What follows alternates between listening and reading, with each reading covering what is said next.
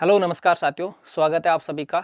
एक नया अपन जो सिस्टम पढ़ने जा रहे हैं जो मेडिकल सर्जिकल नर्सिंग का रहने वाला है। ये आपके लिए नॉरसेट और आरआरबी और सीएचओ कोई भी एग्जाम हो चाहे नर्सिंग का, उसके लिए इंपॉर्टेंट रहने वाला है। ये सिस्टम का नाम है डाइजेस्टिव सिस्टम। इस सिस्टम के बारे में आज जो अपन पढ़ने वाले हैं, एक बेसिक इंट्रोडक्टरी पार्ट पढ़ने वाले हैं। धीरे धीरे इनके स्टेप बाय स्टेप पूरा पढ़ने की कोशिश करेंगे। आज का जो अपना टॉपिक रहने वाला है उसका बेसिक जो एनाटॉमी फिजियोलॉजी है उसके बारे में अपन पढ़ने वाले हैं। तो शुरुआत करते हैं। सबसे पहले अपने को पता होना चाहिए कि ये जो डाइजेस्टिव सिस्टम है, इस सिस्टम को चलने के लिए मतलब ऑर्गन की नीड होती है। तो टोटल इसमें कितने ऑर्गन होते हैं? तो डाइजेस्टिव सिस्टम में टोटल 12 ऑर्गन होते हैं। क्या पढ़ रहे हैं अपन? Digestive system.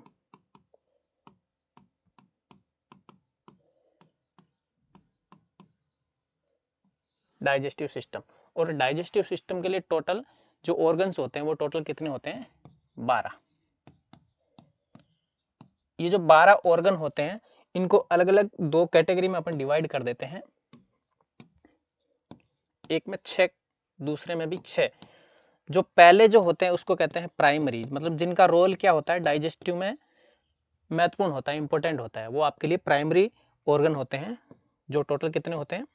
6 होते हैं। और दूसरा होता है एसेसरी,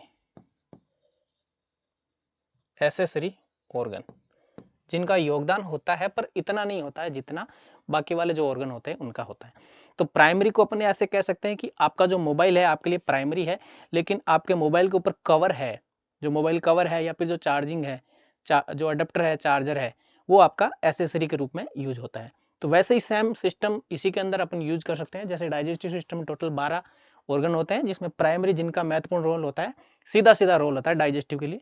बाकी इनका मतलब धीरे धीरे पढ़ेंगे तो आपको समझ में आ जाएंगे। अब शुरुआत में अपन इनके जो प्राइमरी ऑर्गन है उनको देखते हैं। तो प्राइमरी ऑर्गन कितने हैं? प्राइमरी ऑर्गन जैसे कि मैंने बताया आपको 6 होते हैं। अब 6 कौन कौन से होते हैं इसको अपन एक सीक्वेंस वाइज पढ़ लेते हैं। जैसे जो डाइजेस्टिव होता है अपना, शुरुआत है प्राइमरी जो ऑर्गन होते हैं अपने मुंह से शुरुआत होती है। माउथ, माउथ के बाद में आपका फेरिंग्स आता है, फिर आपका इसोफेगस आता है, इसोफेगस के बाद में आपका स्टोमक आता है, फिर स्टोमक के बाद में आपकी स्मॉल इंटेस्टाइन, फिर आपका लार्ज इंटेस्टाइन। तो कैसे कह सकते हैं अपन? पहला ऑर्गन है आपका माउथ, दूसरा आपका फेरिंग्स, तीसरा आपका हो गया इसोफेगस, चौथा आपका हो गया स्टोमक, पांचवा आपका हो गया स्मॉल इंटेस्टाइन, और छठा आपका हो गया लार्ज इंटेस्टाइन, है ना। ये आपके प्राइमरी ऑर्गन कहलाते हैं। प्राइमरी के बाद में जो मतलब एसेसरी जो मैंने आपको बताए थे वो भी 6 ऑर्गन होते हैं।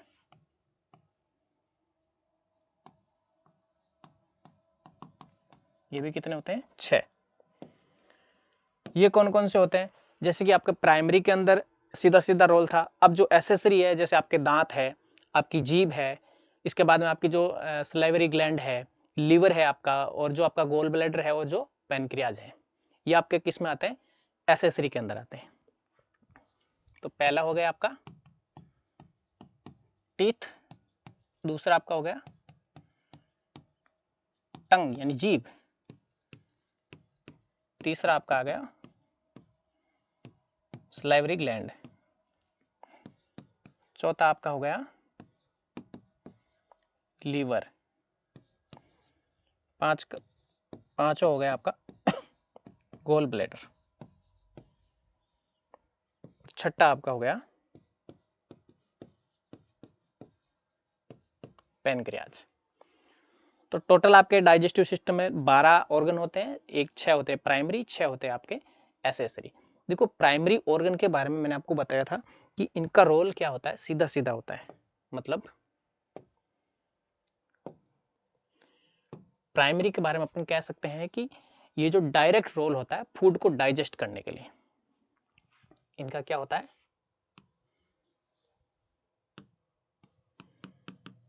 Direct role in food digestion. एक बात तो ये हो गई प्राइमरी ऑर्गन की। दूसरा इनका ये होता है कि एक्चुअल में जो डाइजेशन होता है ना, डाइजेशन वो यहाँ प्राइमरी ऑर्गन के अंदर ही होता है। इसे आप एज ए मतलब जीआईटी भी कह सकते हैं या फिर इसे एलिमेंट्री कैनाल भी कह सकते हैं, है ना।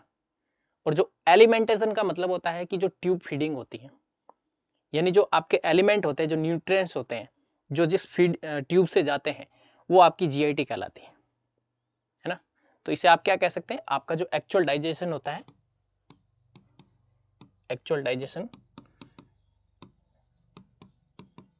यहीं पर होता है, ठीक है।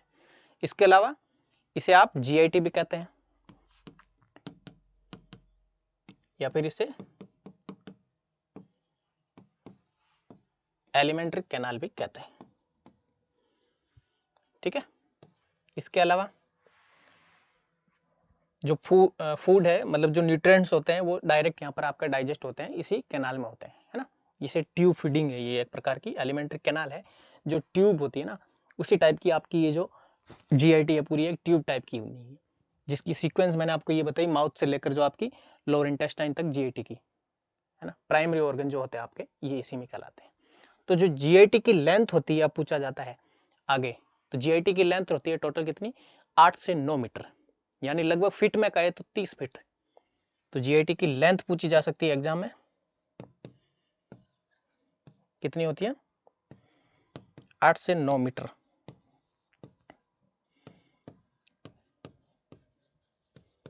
थर्टी फीट, ये इसकी लेंथ हो गई। लेंथ के बाद में आता है, ये तो मैंने आपको बताई लेंथ किसमें, जो जिंदा आदमी आप है मैं है उसकी, तो ये जो लाइव, इसके बाद में अगर कोई आदमी की डेथ हो चुकी है तो उसमें ये क्या हो जाती है, 1 सेंटीमीटर बढ़ जाती है, 9 से नहीं 1 मीटर बढ़ जाती है, 9 से 10 मीटर हो जाती है, यानी लगभग 33 फीट, 33 फीट हो जाती है। अब यहाँ पर कुछ क्वेश्चंस आते हैं कि सर ये जो जीआईटी है, लाइव जो जिंदा आदमी है उसके अंदर इसकी जो लेंथ है वो एक्टिव, यानी वो जो एक्टिव जो उसकी जीआईटी है उसकी लेंथ इतनी है, और मरने के बाद में ये बढ़ क्यों जाती है। तो आफ्टर डेथ क्या होता है कि जो जीआईटी होती है वो जीआईटी में क्या होता है, इंक्रीज हो जाती है जीआईटी, उसकी लेंथ इंक्रीज होता है जी। क्यों होती है, क्योंकि जो मसल टोन है वो क्या हो जाता है, लॉस हो जाता है। मसल टोन का लॉस हो जाना, उसकी वजह से क्या हो जाता है, साइज है वो, इसकी जो लेंथ है वो इंक्रीज हो जाती है। तो आप लिख सकते हैं after death GIT length is increased. क्यों बढ़ती है, उसका रीजन है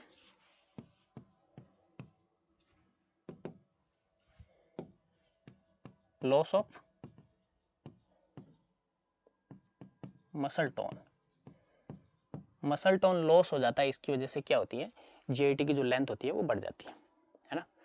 अब जो जीआईटी है ये दो पार्ट्स में क्या होती है, इसको मतलब जीआईटी को एक अपर पार्ट होता है जीआईटी का और एक लोअर पार्ट होता है, इसको दो पार्ट में बांटा गया है। कैसे बांटा गया है, और जो जहां से बांटा गया है जो लैंडमार्क है उसको उसको क्या कहते हैं, ड्यूडेनोजेजुनल जंक्शन, उसको जंक्शन के रूप में कहते हैं। यानी जीआईटी बांटा गया जिसको दो पार्ट में बाइफरकेटेड होता है, जिसको ड्यूडेनोजेजुनल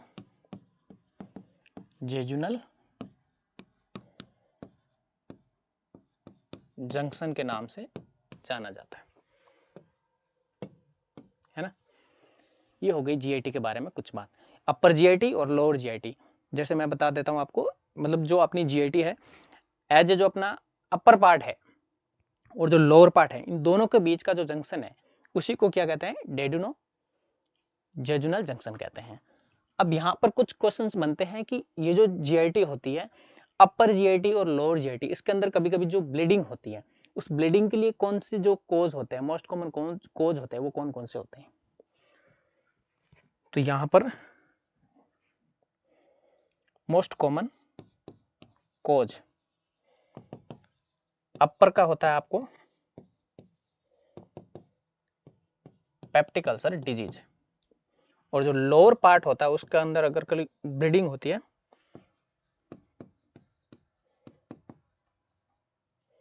लोअर के अंदर आपका होता है जिसे आप कहते हैं हेमरोइड्स, या फिर जिसे आप क्या कहते हैं पाइल्स वगैरह कहते हैं। ये आपका लोअर जो जीआईटी होती है उसके अंदर मोस्ट कॉमन कॉज होता है किसका, ब्लीडिंग का, है ना। इसके बाद में आता है कि अपनी जो जीआईटी है, इस जीआईटी का फंक्शंस की मतलब क्या क्या फंक्शंस हैं, तो यहां पर लिख सकते हैं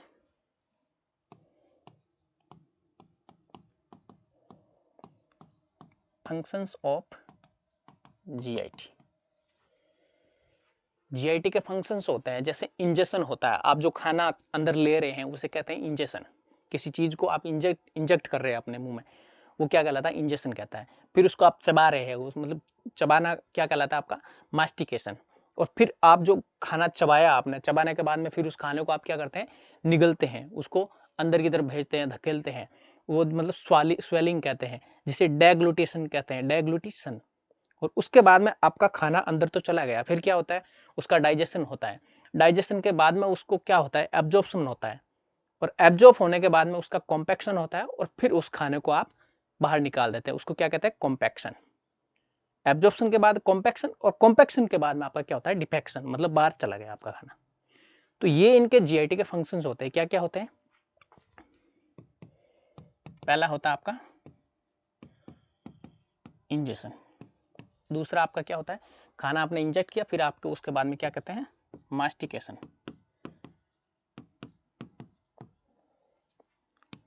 फिर तीसरा आपका क्या होता है, आपने खाना मतलब चबाया, उसके बाद में उसको डेग्लूट करना, मतलब उसको खाने को धकेल दिया अंदर की ओर, मतलब मैंने चबा लिया है, गोली बन गई, बोलस बन गई, उसको अब अंदर स्वेल करना है, स्वेलो करना है, तो डेग्लूटेशन।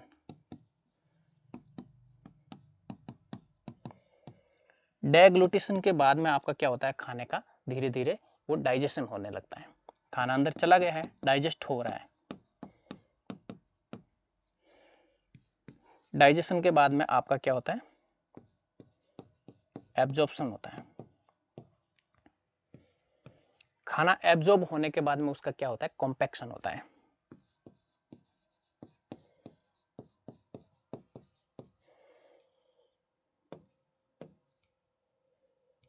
कॉम्पैक्शन होने के बाद में खाने का आपका क्या होता है, वापस से डिफेक्शन होता है। ये आपके टोटल 7 फंक्शंस होते हैं जीआईटी के टोटल। अब इन फंक्शंस को अपन एक एक करके पढ़ते हैं। तो सबसे पहले आपका जो इंजेक्शन है,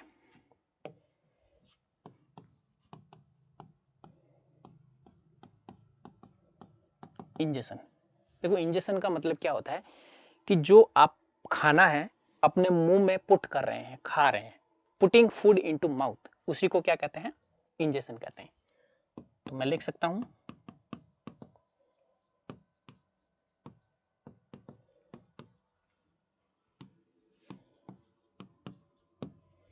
पुटिंग फूड इनटू माउथ, ये आपका क्या लाता है, इंजेक्शन। इसके बाद में आपको दूसरा मैंने बताया था मास्टिकेशन।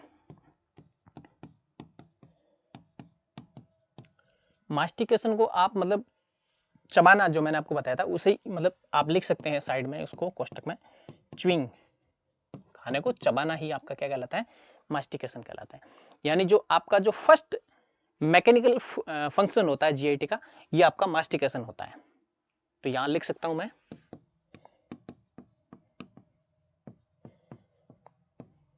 First mechanical function of GIT. देखो जितनी भी चीजें मैं सिंगल लाइन में जो लिखा रहा हूं ना, ये आपका डायरेक्टली एग्जाम में पूछा जा सकता है। कैसे कि आपसे डायरेक्ट क्वेश्चन पूछा कि first mechanical function of GIT कौन सा है, ऑप्शन में दे दिया इंजेक्शन, मास्टिकेशन, डेग्लूटेशन, कॉम्पैक्शन। तो आप यहाँ पर सीधा आंसर कर सकते हो, अगर आपने पढ़ा होगा तो मास्टिकेशन आपका क्या रहता है, फर्स्ट मैकेनिकल फंक्शन होता है जीआईटी का। और इसी को क्या कहलाते हैं, ये मतलब फिजिकल डाइजेशन है, मतलब इसे आप लिख सकते हैं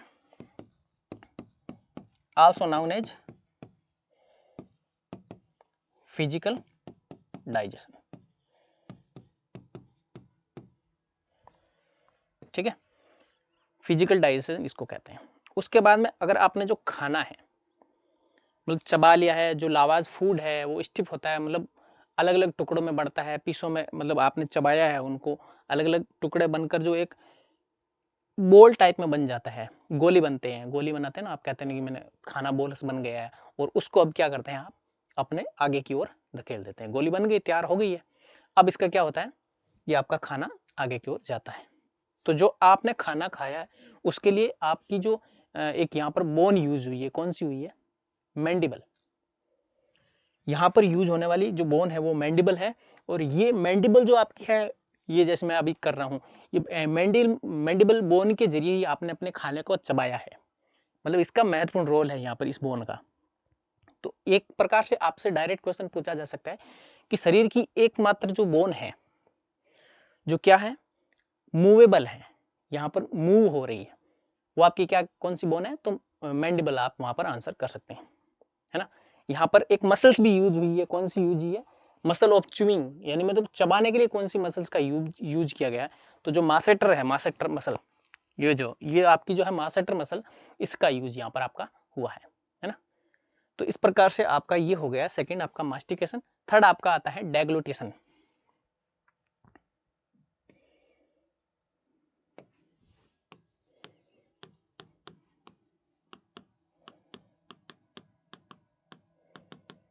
डेग्लूटेशन, खाना आपने मुंह में ले लिया, इंजेस्ट कर दिया, फिर मास्टिकेशन चबा दिया, अब खाने को डाइजेस्ट करना है, डाइजेस्ट मतलब नहीं सॉरी डेग्लूट करना है, डेग्लूट मतलब उसको अंदर की ओर धकेलना है, स्वेलो करना है, मतलब इसे आप एक तरह से swallowing भी कह सकते हैं। डेग्लूटेशन मतलब swallowing, फूड का swallow करना, मतलब इट मींस जो आपका फूड एंट्री हुआ है आपके मुंह से, वो अब स्टोमक की ओर जाने वाला है, उस प्रक्रिया को क्या कहते हैं, डेग्लूटेशन, है ना। इसके भी तीन अलग अलग क्या होते हैं, स्टेप्स होते हैं, या स्टेज कह सकते हैं आप, तीन स्टेज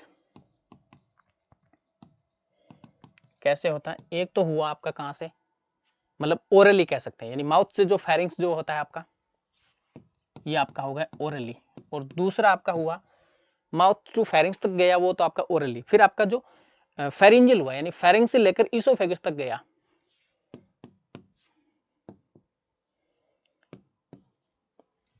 फेरिंजियल, फेरिंजियल। फिर आपका इसके बाद में तीसरा हो गया माउथ टू फेरिंग्स गया, ओरल हो गया, और फेरिंग्स से लेकर आगे आपके मतलब इसोफेगस तक गया, वो आपका होगा फेरिंजियल।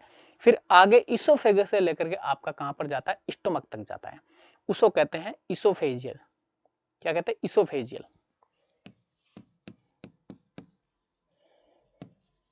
इसोफेजियल। तो मैं कह सकता हूं माउथ टू फेरिंग्स,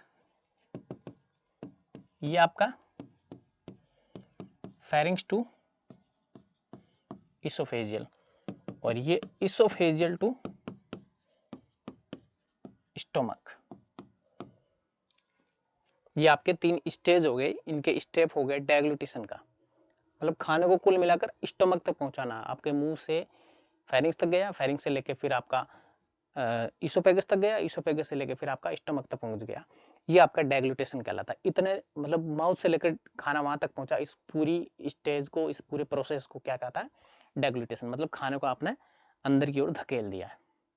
और जो स्वेलविंग होता है ना, यहाँ पर आप जो ओरली देख रहे हो, ये एक प्रकार का वॉलेंट्री होता है, वॉलेंट्री टाइप होता है, वॉलेंट्री स्टेप्स होता है, वॉलेंट्री। और ये दोनों बाकी क्या है, इनवॉलेंट्री।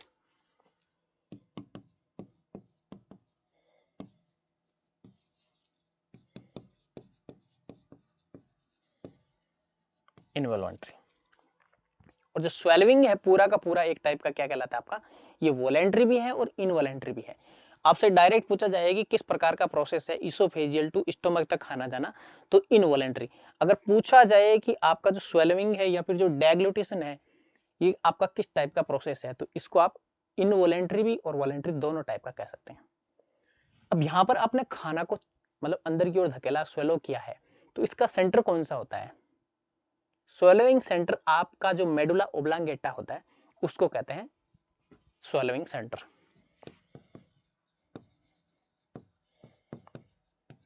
मेडुला ओब्लांगेटा ये आपका है स्वेलोइंग सेंटर।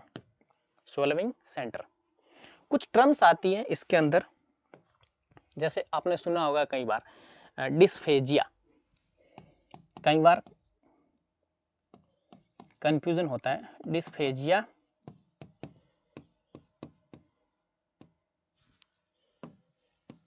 डिस्फेजिया, और एक आपने सुना होगा ओडाइनोफेजिया।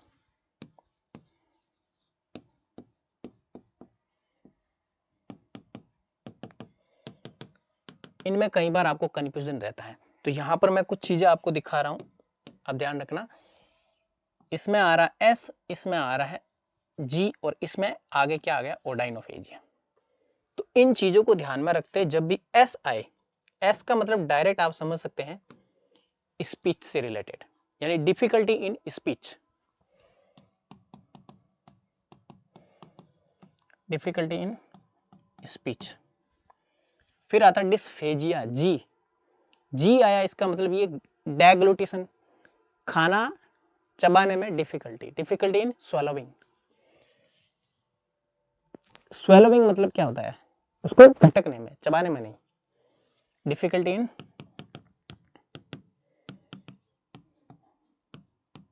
स्वेलोइंग,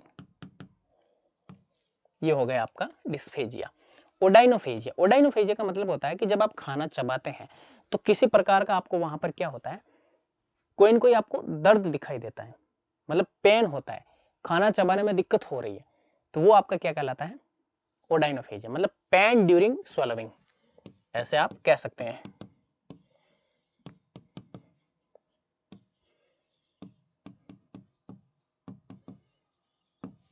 तो इस टाइप की जो टर्म्स है आपसे मतलब काफी बार आपको मतलब कंफ्यूज करती है आपस में, तो उस समय अगर आप इस चीज को ध्यान रखेंगे तो आपको कोई दिक्कत नहीं आएगी, है ना। इसके बाद में अगला जो आपका फंक्शंस आता है सीक्रेशन। अच्छा, मैंने जो चीज बताई आपको ओडाइनोफेजिया, ये ओडाइनोफेजिया किस में दिखाई देती है? मतलब आप में अगर कोई माउथ अल्सर हो रखा है, मुंह में कोई छाले हो रखे हैं, तब आपको ये देखने को दिक्कत हो सकती है। कब कब? एक तो आपका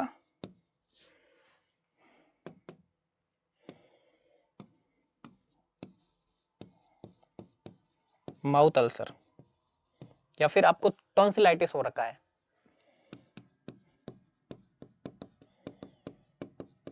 या फिर इसोफेजियल जो अल्सर होता है, जिसे आप जड़ नाम से भी कहते हैं, गैस्ट्रो इसोफेजियल रिफ्लक्स डिजीज, तो ये आपका जड़ में भी दिखाई देता है। उस टाइम आपको क्या होता है? ओडाइनोफेजिया होता है ना। तो इसके बाद में अगला जो आपका आता है सीक्रेशन। सीक्रेशन का मतलब जब आप फूड को मुंह में लिया, फिर खाना आपका अंदर से धीरे धीरे जाते हुए स्टोमक तक पहुंचा, तो वहां पर खूब सारे सीक्रेशंस होते हैं। मतलब आप जब खाना आपका फूड था, वो मुंह में था, तो उस समय कौन सा जो मतलब जूस था, डाइजेस्टिव जूस था, वो आपका सीक्रेट हुआ था, है ना। उसका मतलब अमाउंट अगर से पूछा जाए आपको कि डेली कितना आप मुंह में मतलब सीक्रेशन होता है उसका, उसकी पीएच क्या है, कुछ क्वेश्चन बेसिक से इस टाइप के पूछे जा सकते हैं, तो अपन धीरे धीरे इनको भी देख लेते हैं साथ में, है ना।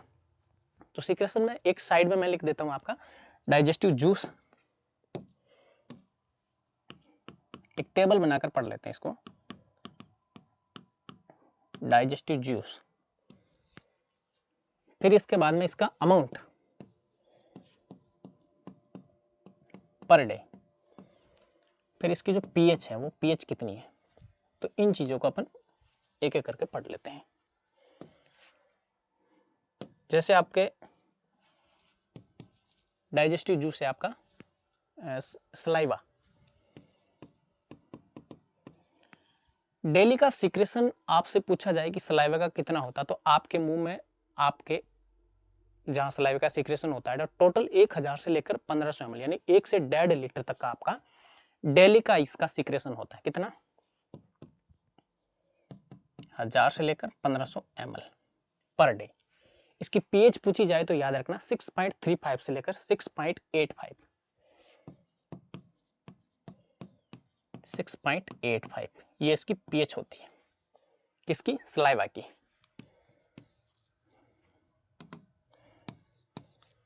सलाइवा के बाद में सेकंड आता है आपका गैस्ट्रिक जूस।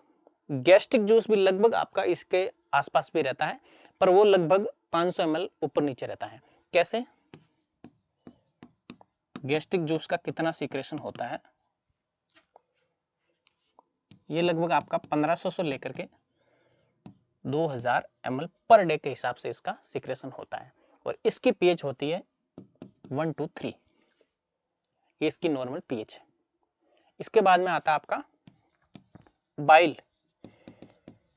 बाइल का सीक्रेशन डाइजेस्टिव जूस है उसका कितना होता है पर डे के हिसाब से? तो ये लगभग बाइल आपका 800 से लेकर के 1200 ml तक, कितना? 800 to 1200 ml पर डे, ये मैं दिन के हिसाब से बता रहा हूं, है ना। और इसकी पीएच होती है वो लगभग कितनी? 8 से 9।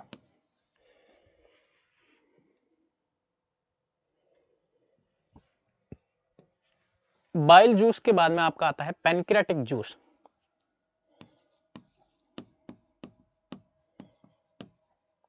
पैनक्रियाटिक जूस, पैनक्रियाटिक जूस है उसका डेली सीक्रेशन होता है 500 से लेकर के 800 ml तक, कितना? 500 to 800 ml। इसके बाद में इसकी जो पीएच होती है वो भी लगभग 8 to 9, ये बेसिक मतलब इसकी जनरल सी पीएच होती है। और ये पैनक्रियाटिक जूस के बाद में अगला आपका आता है स्मॉल इंटेस्टाइन जूस। क्योंकि डाइजेशन जहां तक पहुंच पा रहा है आपका, मतलब डाइजेस्टिव सिस्टम जो जीआईटी है आपका माउथ से, फिर गैस्ट्रिक जूस है ना, फिर बाइल है, कितना भी ये जो आपका डाइजेस्टिव जूस है इनका जो सीक्रेशन होता है वो आपका इस टाइप से होता है। उनकी अलग अलग पीएच में आपको मतलब आपस में डिफरेंस आप इस चीज को देख सकते हो। जब भी कोई पूछा जाए डायरेक्ट कि गैस्ट्रिक जूस का, पूछा तो इतना तो नहीं पूछा जाता कि भाई कितना होता है, पर इसकी पीएच कभी कभार पूछ लेते हैं, तो आपको याद रखनी पीएच भी साथ में, है ना। स्मॉल इंटेस्टाइन जूस,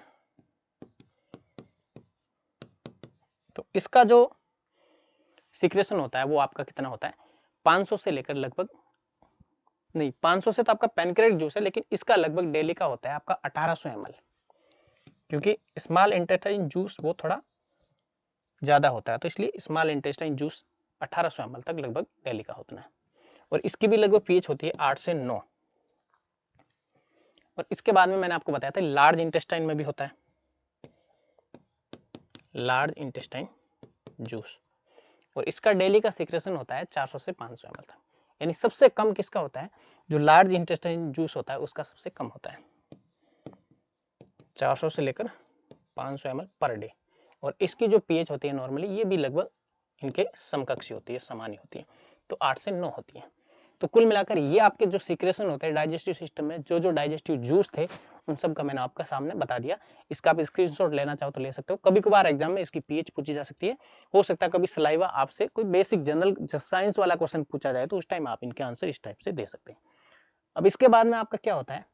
एक मिक्सिंग और परपल्जेंस होता है। मिक्सिंग का मतलब होता है कि आप जो खाना है मतलब उस खाने की चर्निंग, मतलब चबाते हो उस खाने का, मतलब चर्निंग मतलब खाना अंदर चला गया है और अब उसकी मिक्सिंग हो रही है, मतलब जो आपका फूड है वो जीआईटी तक मतलब जो फॉरवर्ड हुआ है, वो जो फ्लो है वो आपका कहलाता है परपल्जन। और चर्निंग जो आपका मिक्स खाना हुआ है वो आपका चर्निंग कहलाता है। यानी मिक्सिंग मतलब चर्निंग, चर्निंग मतलब मिक्सिंग, और परपल्जन मतलब जो आपका खाना है, फूड है, वो जीआईटी तक आपका क्या है? फॉरवर्ड हुआ है, जो उसका फ्लो है वो आपका परपल्जन कहता है ना। एक चीज और आपने सुनी होगी कि जो रीगर्जिटेशन यानी जो रिफ्लेक्स होती है, मतलब खाना अंदर की साइड गया, फॉरवर्ड हुआ है जीआईटी की साइड में, उसको कहते हैं आप परपल्जन। और जो खाना बैकवर्ड आया है, कभी कभार आपको उल्टी होती है ना, खाना वापस चला गया है कि भाई मेरा खाना, जब आपको डकार आती है तो डकार में खाना बाहर नहीं आता, लेकिन कभी कभार जो खाना होता है ना आपके गले तक वापस आ जाता है, तो उसको क्या कहते हैं? रीगर्जिटेशन। जो खाना रिफ्लेक्स हुआ है, यानी backward flow of food in GIT, जो आपका फूड का फ्लो है वो बैकवर्ड हुआ। फॉरवर्ड मतलब परपल्जन, बैकवर्ड मतलब रिफ्लेक्स या फिर रिगर्जिटेशन का, ये आपका कहलाता है। अब यहां पर जैसे कुछ चीजें हैं, जैसे आपका जो मिक्सिंग प्रोसेस है, क्या है मिक्सिंग प्रोसेस, ये किस टाइप का आपका मूवमेंट है, यानी मतलब ये मूवमेंट किस टाइप के मतलब मूवमेंट के लिए रेस्पॉन्सिबल होता है।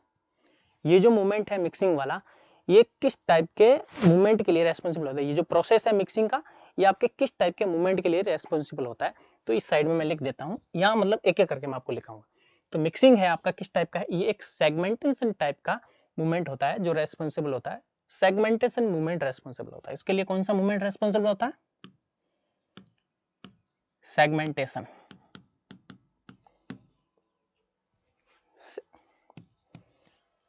मिक्सिंग के बाद में सेकंड मैंने आपको एक बताया था अभी कि जो आपका खाना है फॉरवर्ड फ्लो में होता है जीआईटी के अंदर, वो पर्पल्जन कहलाता है। तो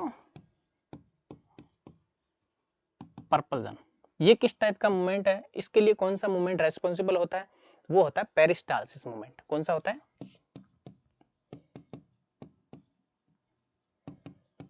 पेरिस्टाल्सिस। तीसरा आपको मैंने बताया था कि रिगर्जिटेशन, खाना बैकवर्ड फ्लो हो रहा है,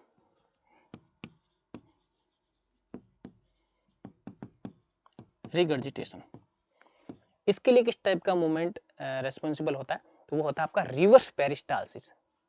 क्या होता है,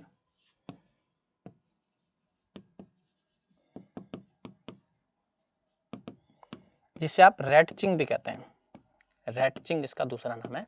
ये आपके इन चीजों के लिए मूवमेंट है वो रेस्पॉन्सिबल होते हैं, ये आपका प्रोसेस है ये आपके मूवमेंट होते हैं जो रेस्पॉन्सिबल होते हैं इन प्रोसेस के लिए, है ना।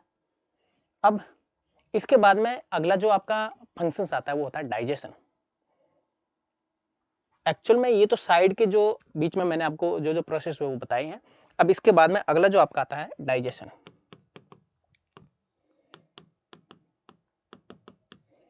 अब डाइजेशन एक्चुअली यहां से स्टार्ट हो रहा है, यानी ये डाइजेशन भी दो टाइप के होते हैं, एक होता है फिजिकल डाइजेशन और दूसरा होता है केमिकल डाइजेशन।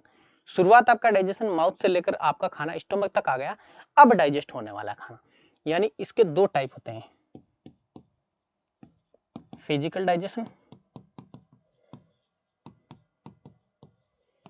दूसरा होता है केमिकल डाइजेशन।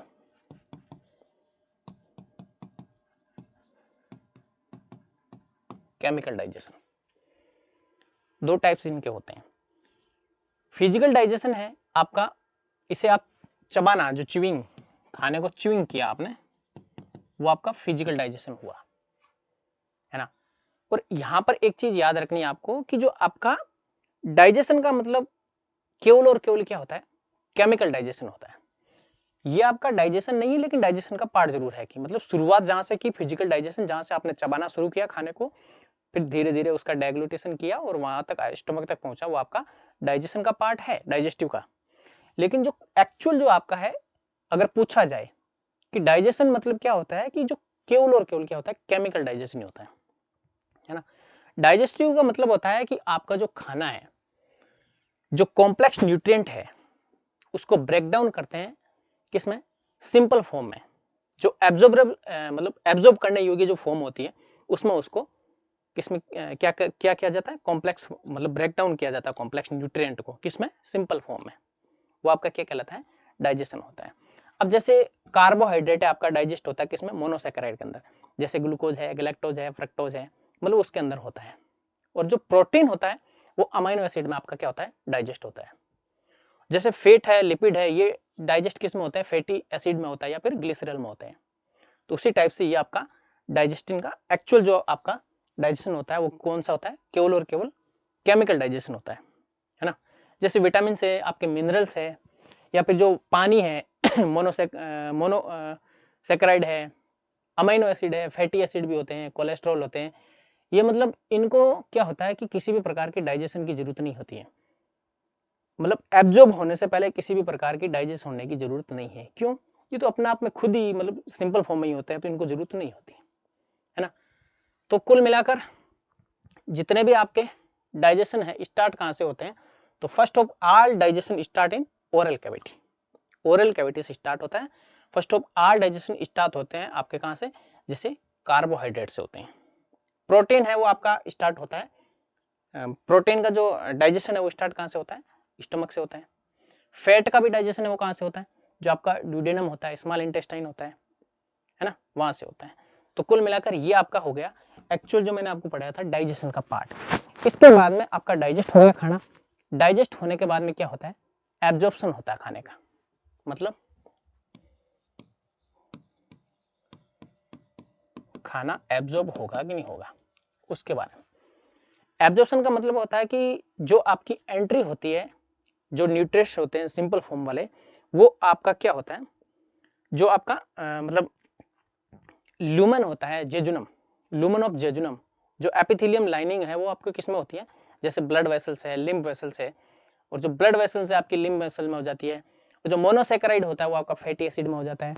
अमाइनो एसिड है जो जैसे कि फैट सोल्यूबल विटामिन होते हैं, वाटर सोल्यूबल विटामिन होते हैं जैसे बी और सी, और जो फैट सोल्यूबल विटामिन आपके जैसे कि ए डी के, ये सारे के सारे आपके क्या होते हैं, मतलब इनका एब्जॉर्प्शन होने लगे, इस टाइप इन चीजों में क्या होता है, एब्जॉर्प्शन हो जाता है।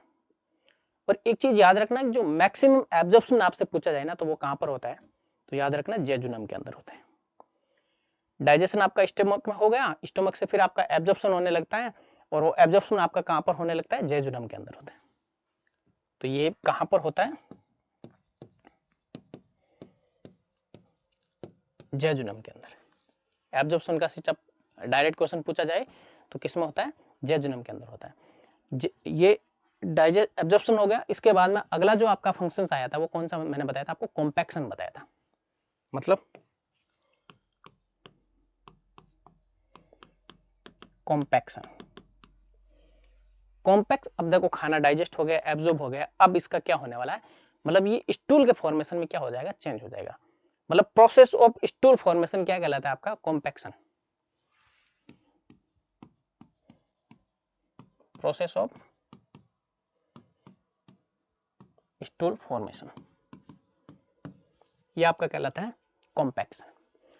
जैसे जो लास्ट नेचर होता है स्टूल का वो क्या होता है, फॉर्म्ड होता है। समझ पा रहे हैं आप? तो कॉम्पैक्शन आपका लास्ट स्टेज होता है, लास्ट नेचर होता है स्टूल का, जो स्टूल फॉर्म में बना हुआ होता है फूड, वही आपका क्या कहलाता है, कॉम्पैक्शन कहलाता है। अब स्टूल बन गया है, अब इसका क्या होने वाला है, स्टूल बनने के बाद में इसका डिफाकेशन, मतलब ये बॉडी से बाहर जाने वाला है। फूड बन गया, जरूरी जो चीजें थी, न्यूट्रिएंट्स थे, वो सारे के सारे एब्जॉर्ब हो गए, जहां जरूरत थी वो ब्लड वेसल्स में चले गए। अब जो बची कुची चीजें हैं वो बाहर जाने वाली है, तो उनको क्या कहते हैं, डिफाकेशन।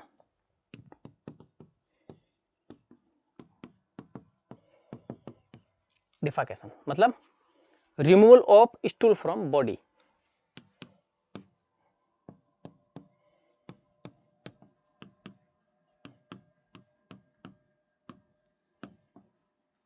ये आपका क्या कहलाता है, डिफाकेशन, है ना। स्टूल है वो आपका स्टोर्ड कहाँ होता है, अगर आपसे पूछा जाए कि स्टूल है वो आपका स्टोर कहाँ रहता है, उसका कलेक्शन सेंटर कहाँ पर है, तो सिग्मोइड जो कॉलन होता है वहां पर ये क्या होता है, स्टूल कलेक्ट रहता है। मतलब लिख सकते हैं हम, स्टूल इज स्टोर्ड एट